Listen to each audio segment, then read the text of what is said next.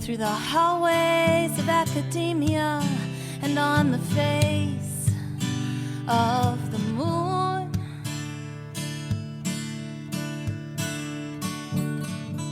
The footprints of conquest haven't left us any room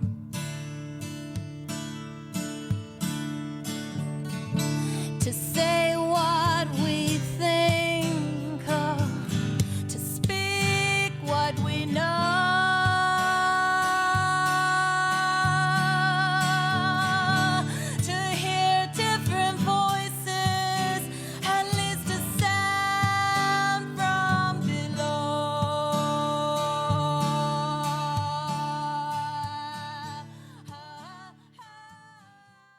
Greetings, and welcome to the 59th edition podcast of Women's Liberation Radio News for this Thursday, March the 4th, 2021.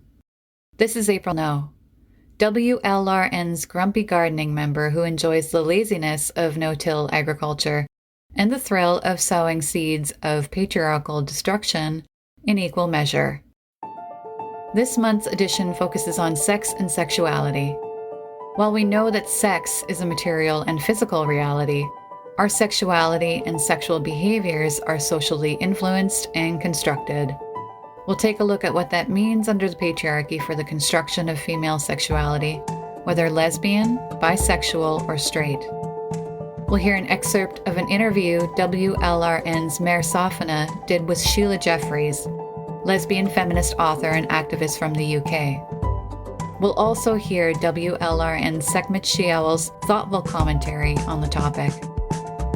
The team at WLRN produces a monthly radio broadcast to break the sound barrier women are blocked by under the status quo rule of men. This blocking of women's discourse we see in all sectors of society, be they conservative, liberal, mainstream, progressive, or radical. The thread that runs through all of American politics, except for separatist feminism, is male dominance and entitlement in all spheres. To start off today's edition, here's Emiliann Lorenzen with women's news from around the globe for this Thursday, March 4th, 2021.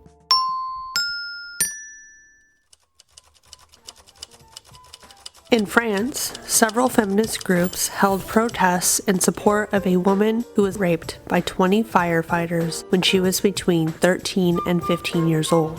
The woman, who the media calls Julie, appealed the decision, which only charged 3 men with sexual violation. In France, it is illegal for someone in a position of authority to have sex with someone under the age of 18. The perpetrator can only be charged with rape if there is proof that the victim was forced or violently coerced. This case highlights the lack of protections for children in French law.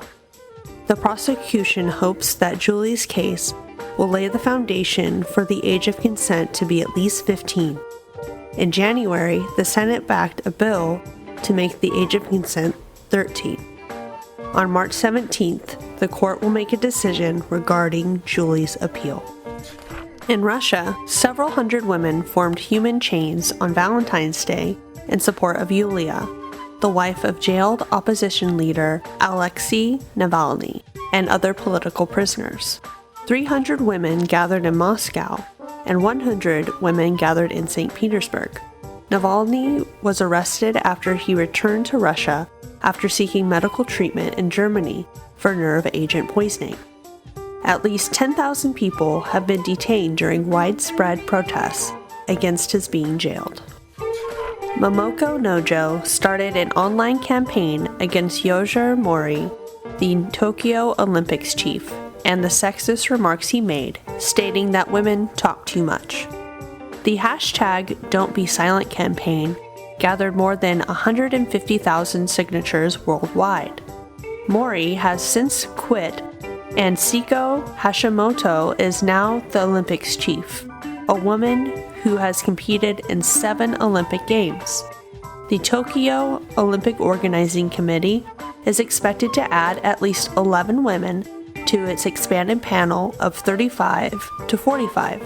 With these changes, 40% of the board will be women. In the Krishna district in India, 220 rape cases were reported in 2020, and the majority of the perpetrators were minors who confessed to committing the crimes after watching pornography.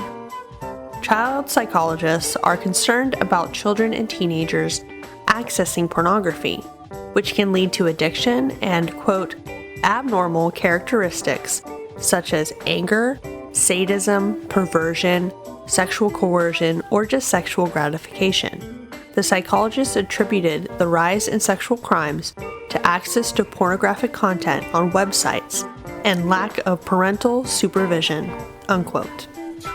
There were protests in both Venezuela and Argentina last month as the numbers of murdered women keeps rising.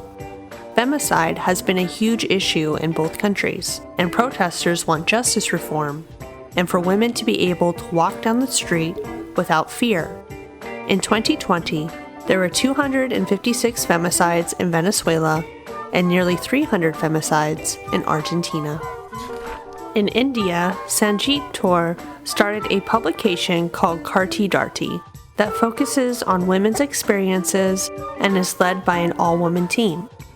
Women in the Delhi region are given a voice, even the women who are illiterate and have the paper read out loud to them. Many of these women are farmers and are facing new laws that could undermine their livelihoods. Nosheen Ali wrote an editorial for the publication where she explains that, quote, in a patriarchal society, both women and land are considered property that has to be protected. For women farmers, however, land is something they nourish and care for. Their participation in the current protest movement, therefore, comes from a place of familial love, but also creates an opportunity for them to step out of a world shaped by it, unquote. On February 24th, the House passed the Equality Act, which would replace the definition of sex with gender identity in law. In order to pass the Senate, all 50 Democrats and 10 Republicans are needed to pass it. The Equality Act passing the House is being lauded as a, quote, victory for LGBTQ Americans, unquote, and any opposition is being framed as transphobic by the mainstream media. WLRN's Jenna DeQuarto and Thistle Pedersen are heading to Washington, D.C. to participate and cover the Women Picket D.C. event, organized by a coalition of feminists and feminist groups on March 8th. Stay tuned to our social media pages for information about what WLRN is doing on the ground in D.C. For more information about the picket, visit womenpicketdc.org. That concludes WLRN's World News segment for Thursday, March 4th, 2021. I'm Emiliann Lorenzen. Share your news stories, announcements, and tips with us by emailing WLRnewscontact@gmail.com and let us know what's going on.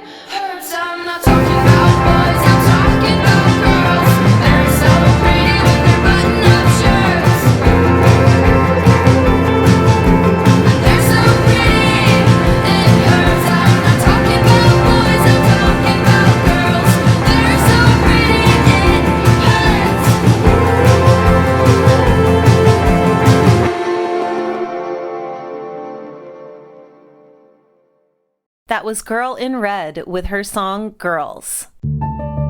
Next up, we'll hear excerpts of an interview WLRN's Mer Safina did with author and activist Sheila Jeffreys. Sheila Jeffreys' contributions to the women's liberation movement are enormous, to say the least. We are very happy and proud to feature her voice on WLRN's airwaves. Look for the full interview Mer did with Sheila on WLRN's YouTube channel. All right, Sheila, thank you so much for joining me today. I have read your most recent book, Trigger Warning, and I'm delighted to discuss some of the deeper, more philosophical challenges that I think your book addresses. But first, can you just tell us briefly a little bit about yourself? Yes, I was involved in the women's liberation movement in Britain in the 1970s and 80s and became a lesbian. And indeed, there's a whole chapter in that book, my memoir on choosing to be a lesbian. I became a lesbian feminist because of my politics. In 1991, I went to the US to get a job in a university at the University of Melbourne, and I taught there for 25 years. And became a professor and wrote lots of books. And I think the one I'm doing now is my 12th or something, but actually I lose count at the moment. So that's who I am. And I came back to Britain so I could get involved in feminist and lesbian feminist politics again. And here in the UK, I'm involved with the Women's Human Rights Campaign, which created the Declaration on Women's Sex-Based Rights, and promotes that against the incursions of men with female gender identities into the category of women. So that's who I am. Fabulous. Well, and I want to say too, thank you so much for your dedication and just championship of women.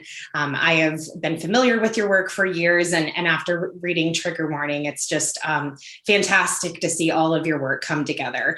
I do want to ask you, a lot of the book that you've written and the work that you've done is around sexuality as a social construct. So I'm curious, how do you believe that sexuality is socially constructed, and what does that actually mean for women living in a patriarchal society?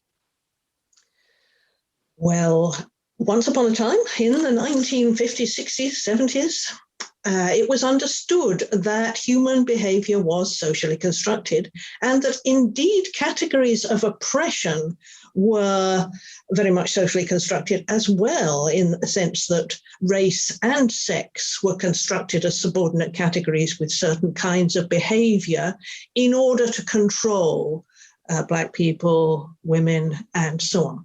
So social construction was the order of the day. Sociologists theorized social construction and, of course, promoted and taught social construction. Therefore, we understood at that time that what we called sex stereotypes, what is now called gender, which is women having to wear high-heeled shoes and liking to clean the toilet and all of those forms of behavior, are socially constructed.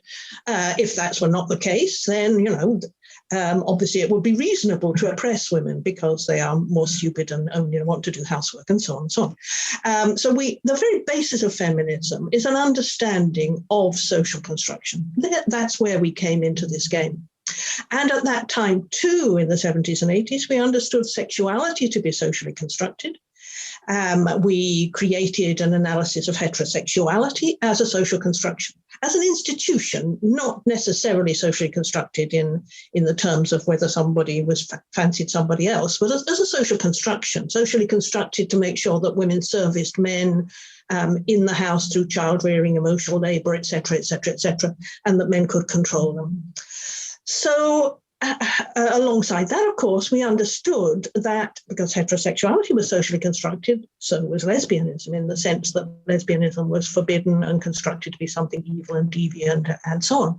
Whereas, in fact, we understood that women could choose to be lesbians and they could leave heterosexuality, as many, many, many thousands did at that time, to become lesbians. It was undoubtedly socially constructed because there were women in their 70s becoming lesbians, women after several marriages, women with many children, and becoming very happily lesbians for the rest of their lives.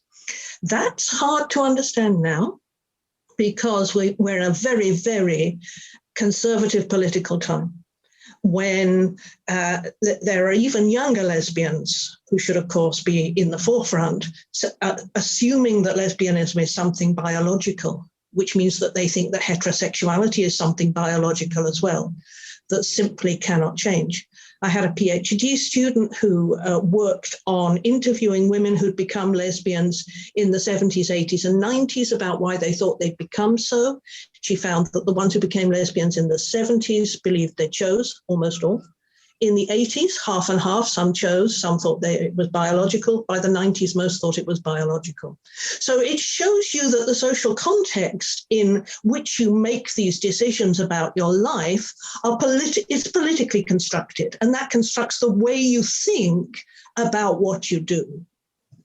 That's so interesting, because I completely agree with you, actually. I didn't necessarily, before you gave that answer. One concept that stood out to me is, of course, choosing to be a lesbian, because one of the arguments that my millennial peers and I have used for women's rights is that our sexuality is innate and it's not a choice. And you just spoke about in the 90s, that was what was considered just a fact. So I'm also curious, why do you believe that women can and should, most importantly, choose lesbianism as a pathway towards liberation? Well, I believe women can, because of course they do in their many, many, many, many thousands.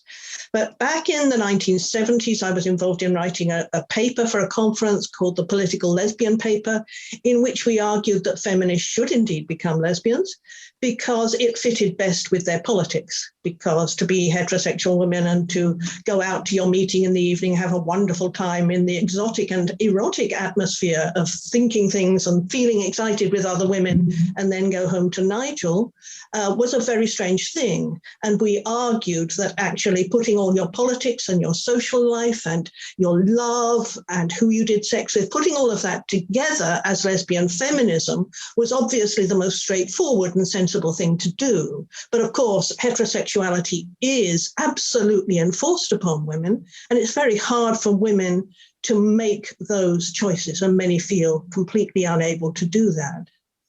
And do you think it's safer for some women to stay in the closet, and maybe in some situations the best choice for their own personal safety?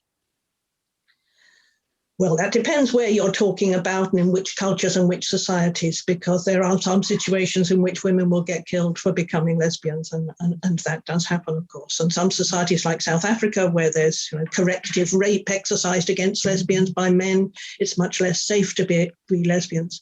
So it does depend upon what women, the constraints of women's lives, obviously. Absolutely. What is it about lesbianism and lesbian culture that you believe makes it a threat to patriarchy? Well, because heterosexuality is absolutely fundamental to patriarchy as a political institution, men need to maintain that.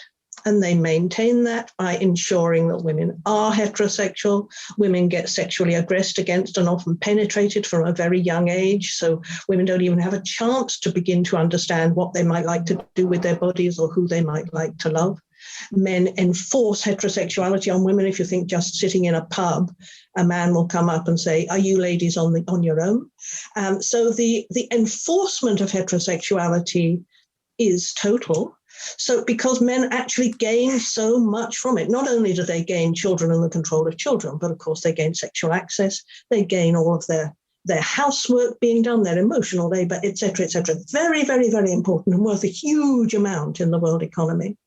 So all of those things mean that lesbianism is very dangerous to male supremacy because, of course, lesbianism is a situation in which women can get shared housework and childcare. They can have more sexual satisfaction. They're much less likely to be killed. So there's all kinds of reasons why lesbianism is obviously a very sensible choice for women.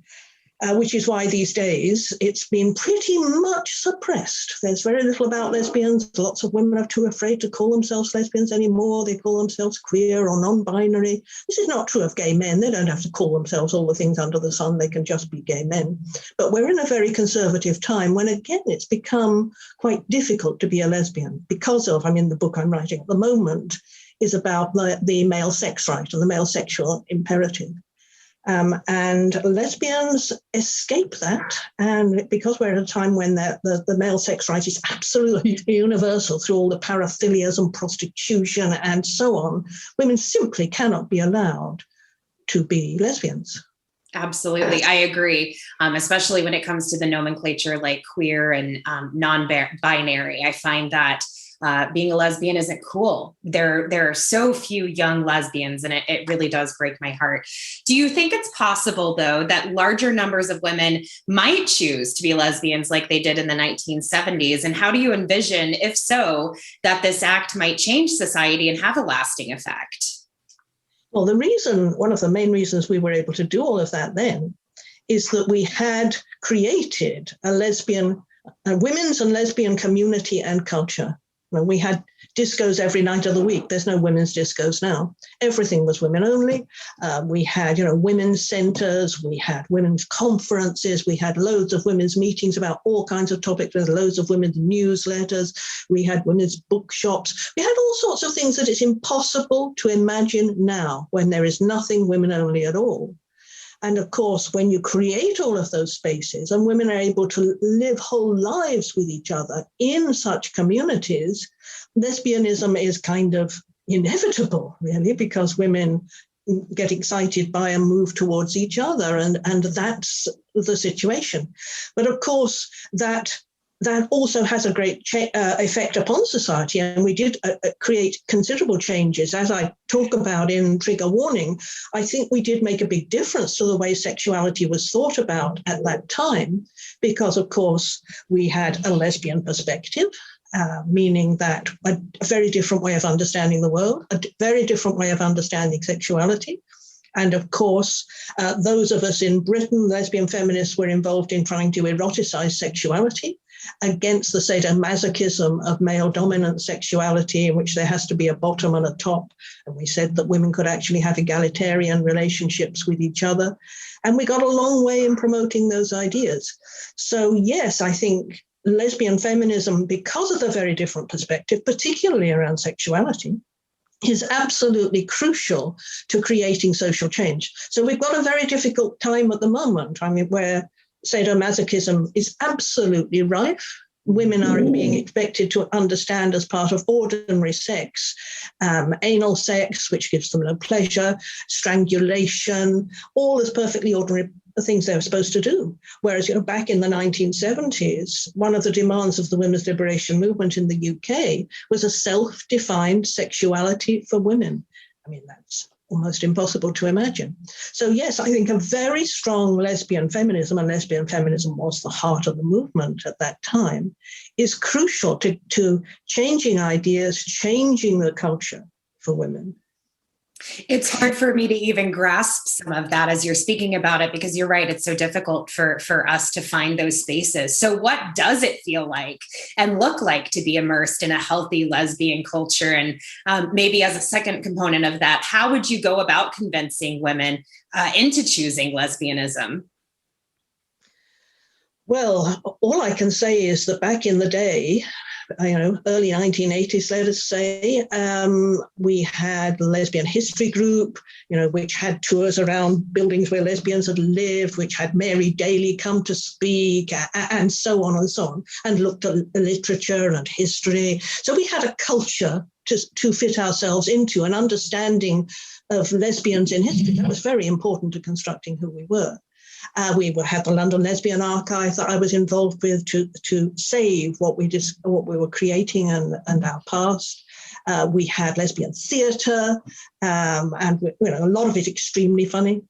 We had lesbian bands that also sang very funny and very passionate songs.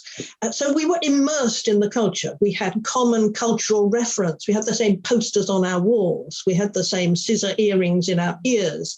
And so we lived in a community which is now very difficult to imagine, because we're all so separate from one another. And I think the second part of the question you were asking was something about turning women into lesbians. How would you, the dream, isn't it? How would you go about recruiting women into lesbianism?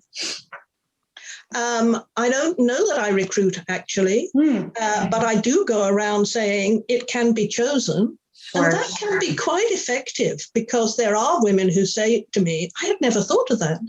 It had never occurred to me, and they do become lesbians.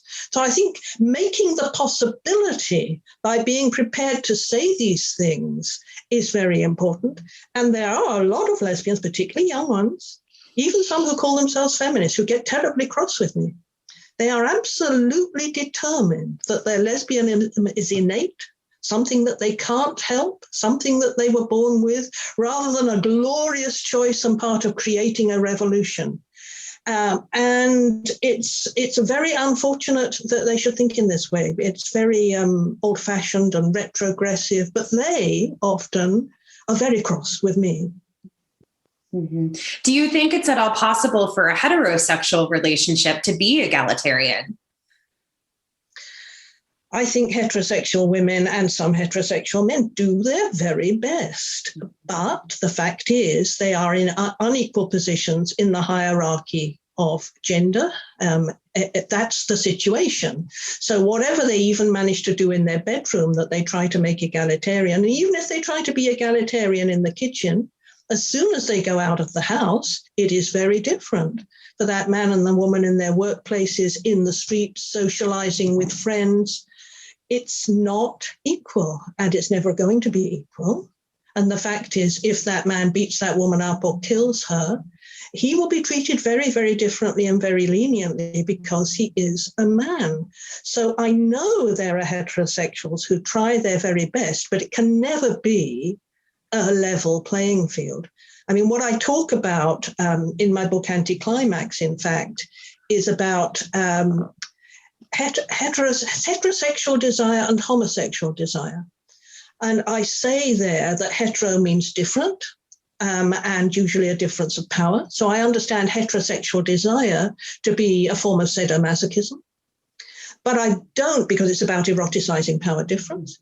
But I do think that lesbians and gay men can or do potentially heterosexual desire. And I think heterosexual people don't necessarily have to do that.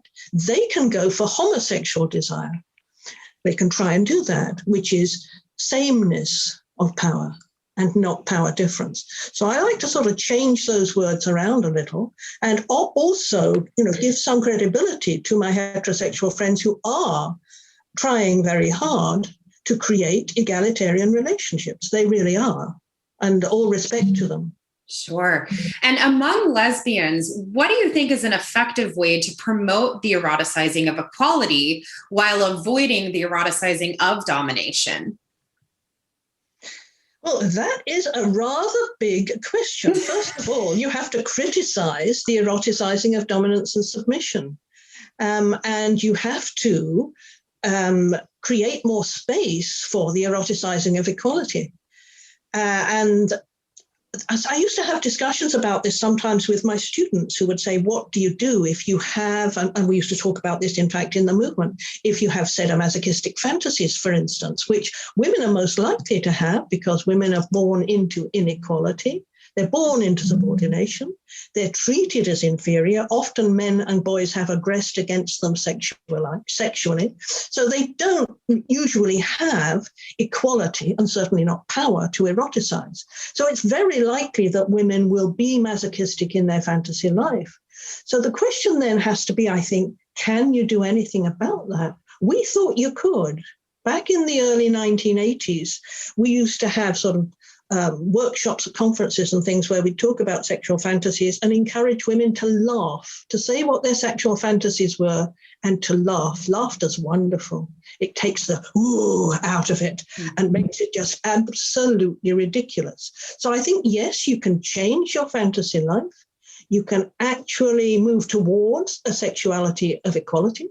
And people say, well, how will I have sexual pleasure that they associate with a dominance and submission sexuality? Well, I think you certainly can, because sexual pleasure often, arises from situations that are in the end not very good for us and do not move us forward in being powerful revolutionaries in our lives. So I certainly think It is possible for women to shut down the parts of their sexuality that are created around dominance and submission and open up the parts, and all of them will know that too, that are actually constructed around equality. Mm-hmm. I agree with you. And in Trigger Warning, you also wrote about therapy as a way of sometimes subduing women's anger. Do you think that there are some forms of therapy, or maybe even some use cases of therapy, where it could actually be beneficial for women? I, of course, was part of a movement which didn't have therapy. There might have been therapy in the States in the early 70s, but it hadn't really come to the UK. Nobody was in therapy. Nobody was doing therapy. And indeed, when I was involved in organising the Women and Mental Health Conference in 1976 in London, there was really no feminist therapy, but these women came to it, said they were feminist therapists, and pretty much took it over and built an empire out of it. And of course, there's an empire to be made, because women suffer very, very serious mental health problems as a result of growing up as girls and being women under oppression. There's no question that women suffer very serious mental health problems as a result of that. But the problem with therapy, and I did write at the time a paper called Consciousness Raising or Revolution, something else, in which I talked about how therapy is about reform, and consciousness raising is about revolution, because therapy is very much about individualizing your problems. It's not collective. Women don't usually do therapy in a gang. And there's somebody who's the high priest who has a position of authority. So it's not equal ever.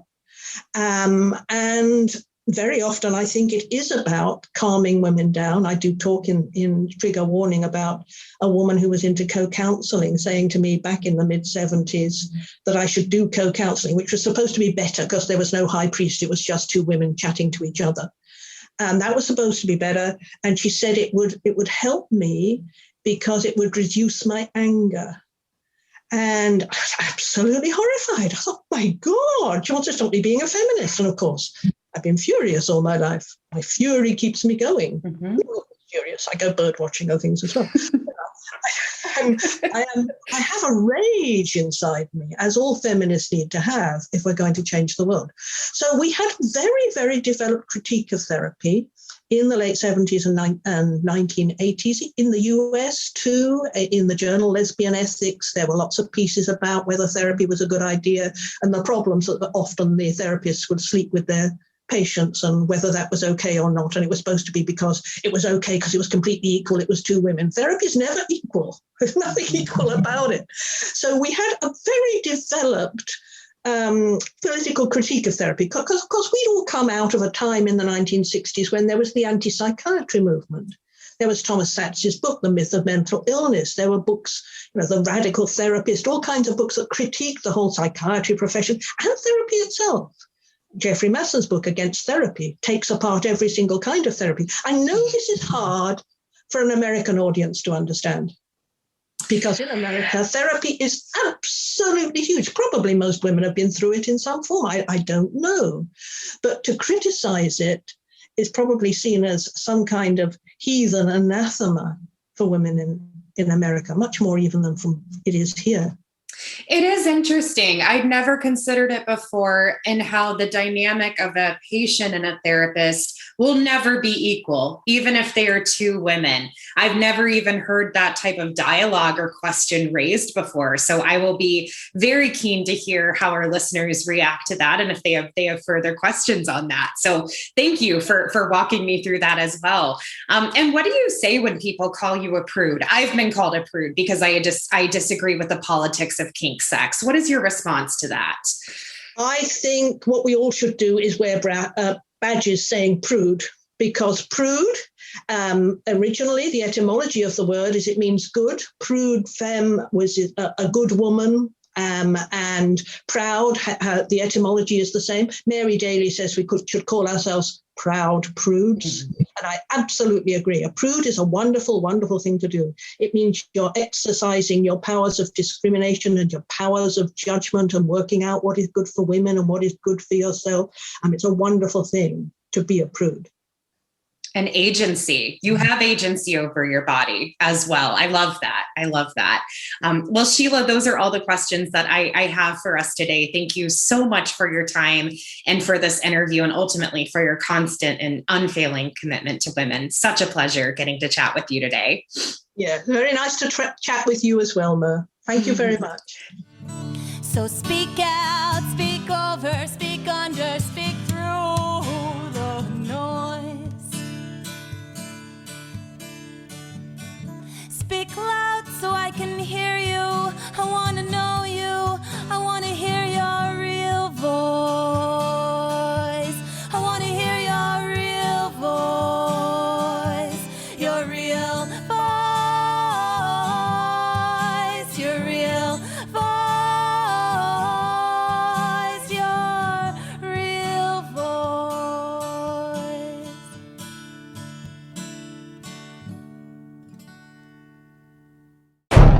From across the femisphere to women worldwide, To women worldwide. radical feminist media. to break the sound barrier. Break the sound barrier. break the sound barrier. Break the sound barrier. Radical feminist media to break the sound barrier. This is your Your grassroots community radio station. Your radio station. grassroots. This is your grassroots community radio station.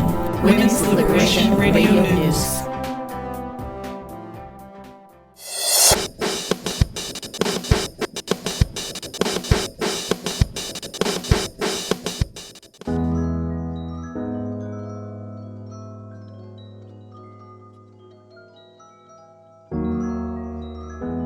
Patriarchy is about sex.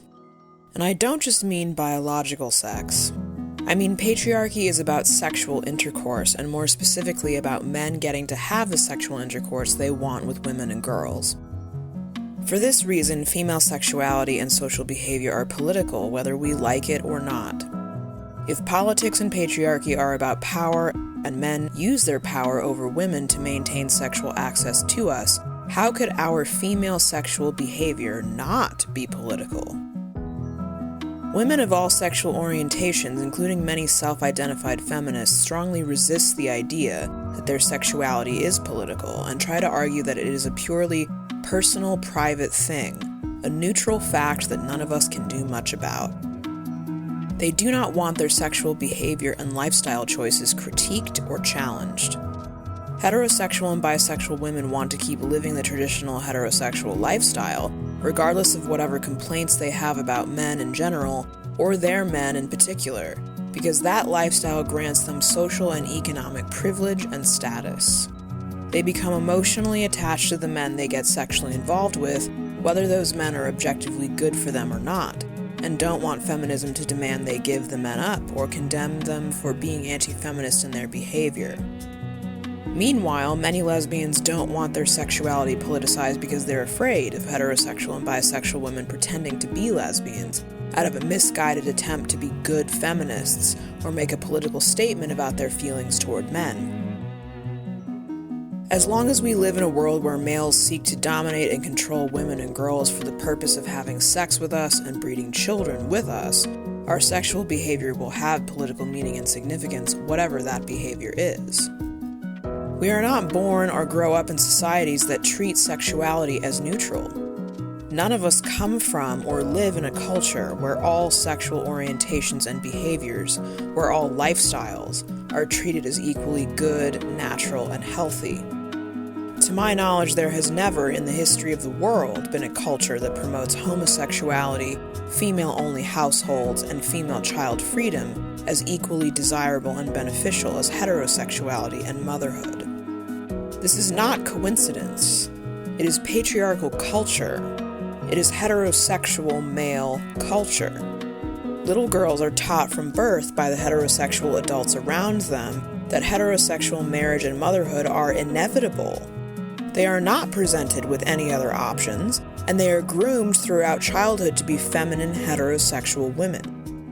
When we talk about compulsory heterosexuality, we're talking about that grooming and those social expectations, but we're also talking about the pro-heterosexual propaganda that permeates our media, the pro-heterosexual messages delivered by all patriarchal religions, the pro-heterosexual information presented in schools, and the corresponding invisibility of all other lifestyles, including homosexuality, voluntary singlehood, non-romantic primary partners, and child freedom. Compulsory heterosexuality is the reason many homosexuals and bisexuals do not figure out their sexuality until adulthood, after they've already performed heterosexuality in adolescence and young adulthood. But I'd also like to suggest that compulsory heterosexuality is the reason most women lead heterosexual lives. Feminists have been arguing for decades over why lesbians are lesbians, but the question we should be asking is, why are heterosexual women heterosexual? Why do most women choose to be sexually and romantically involved with men, despite all the male violence, male misogyny, male sexual predation, and oppression they have experienced and seen other women experience? Why do women choose to marry and live with and have sex and children with men, even when much of the heterosexual intercourse they have is either boring, painful, or degrading, and when these men fail to be satisfying marital, domestic, and romantic partners? Why do women choose to date, have sex, and marry men after years of experiencing misogyny, abuse, and disrespect in heterosexual relationships? Is it really because of romantic love? Or is it because these women don't want to face the social and economic consequences of ceasing the heterosexual lifestyle? How could any of us as feminists deny that compulsory heterosexuality influences heterosexual women to make the lifestyle choices they make? The question of lesbianism's origins, of whether lesbianism is biological or a choice, is one that lesbians, feminists, and lesbian feminists have been arguing about since the 70s. Focusing specifically on lesbianism instead of expanding the question to all female sexuality is a mistake. If we can ask whether lesbians are born or made by choice, we can ask the same question of heterosexual and bisexual women, and we should.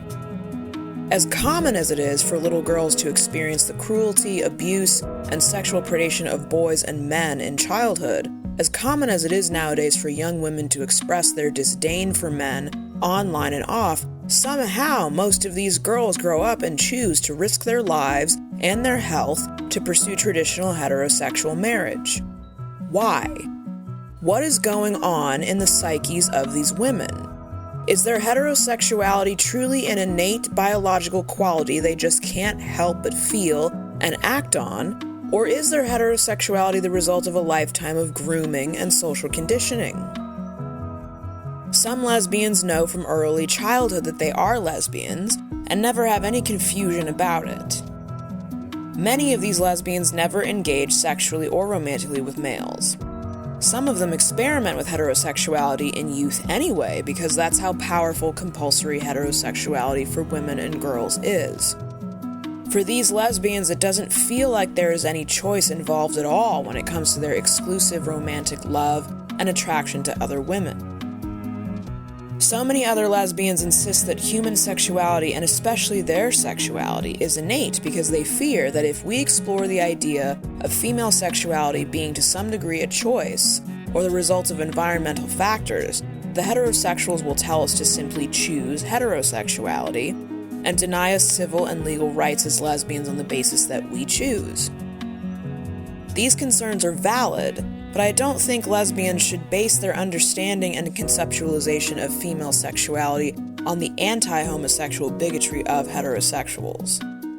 Questioning the role of choice, social pressure, and social conditioning in female sexuality is not so much about gauging how natural lesbianism is. It's about gauging how natural female heterosexuality is, and how much lesbian feelings and desires are suppressed in women who live as heterosexual. I don't believe we can ever know what the true ratio of heterosexual to lesbian women would be if we lived in a truly pro-lesbian world. In a pro-lesbian world, little girls would know from early childhood what lesbians are and would be told by their parents and other adults that they could grow up to be a lesbian. In a pro-lesbian world, lesbians would be ubiquitous in media and lesbian love would be presented as beautiful, natural, and even ideal for women. In a pro-lesbian world, parents would be happy about their daughters being lesbians. and romantic love between women would be respected, admired, and encouraged. In a pro-lesbian world, homosexual marriage would have been legal from the get-go. A pro-lesbian world is one where using the word lesbian or dyke as an insult is unthinkable. A pro-lesbian world is one where you can be openly lesbian anywhere and receive the same respect, job opportunities, wages, housing consideration, etc. as heterosexual women. The numbers of heterosexual, bisexual, and lesbian women would absolutely not be the same in that world as they are in this one. The numbers of lesbians who never engage voluntarily in heterosexual activity would be astronomically higher.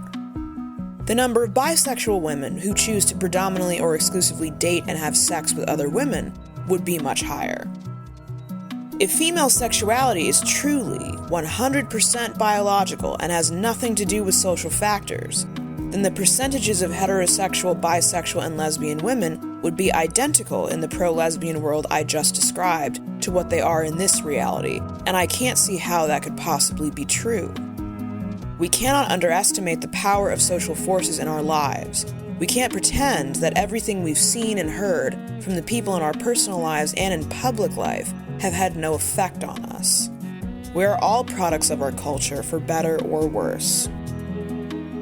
While lesbians who come out late in life or who experiment with heterosexuality in youth are not any less lesbian than the lifelong, never-het lesbians, and while bisexual women who do not realize their bisexuality until adulthood, after only sexually and romantically engaging with men, are not less bisexual than women who have histories of same-sex romance and sexual intercourse, these women do serve as examples of compulsory heterosexuality at work. They are also proof that women choose what to do with their bodies and their lives, and they can choose to act in contradiction to their own feelings and attraction. In that sense, sexuality is absolutely a choice. Even if you're a lesbian who chooses to live a lesbian life, you are choosing. You could choose instead to live in the closet and reap the benefits of heterosexual marriage, the way most bisexual women do and the way many lesbians have done over the last 100 years. You could choose, like some religious lesbians, to be single and celibate for life because of your religion's position on homosexuality. Nothing about our romantic or sexual lives is inevitable. Even if we have no control over our feelings, sexual attractions, and impulses, we do have complete and exclusive control over our behavior. Those of us women who live in highly developed and/or secular countries where we can legally pursue higher education, have careers, own property, and retain our own money have absolute control over the choices we make. We choose how to live our lives, what kind of relationships to engage in and prioritize, if we have sex and who we have it with, whether or not we have children, etc. We are responsible for those choices and therefore how our lives unfold. We are responsible for the level at which we cooperate with the heterosexual male agenda and the level to which we thereby contribute to male power. Whether you feel heterosexual, bisexual, lesbian, or asexual, you do not have to romantically or sexually interact with men. You do not have to put a man at the center of your life. You do not have to live with men, serve men, financially support men, date men, marry men, reproduce with men, or give men the time of day outside of a professional context. All of these acts are choices. What we should all be doing as feminist women is prioritizing loving and investing ourselves emotionally and energetically in other women. Leading a female-centric life, having a female primary partner, even living as a female separatist does not require lesbian sex or romance. You can make these choices even if you're a heterosexual or bisexual woman. You can make them even as a single lesbian or an asexual woman. If you really are a feminist, renouncing men and leading a female-centric life should not feel like a sacrifice. Making your emotional social life female-centric or female-exclusive should feel liberating and rewarding. There is more love, respect, care, and security to be found in our relationships with other women than anything we could have with men. Our female sexuality and lifestyle are political, but they are also obviously personal. Cutting men out and putting other women center stage is not just about being a good feminist. It's about finding greater happiness and well-being as an individual woman. It's about living the best life you can live in this patriarchal society.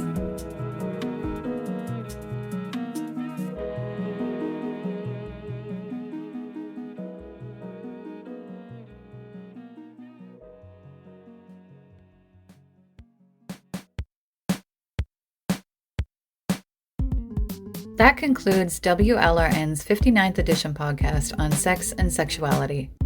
I'm April No.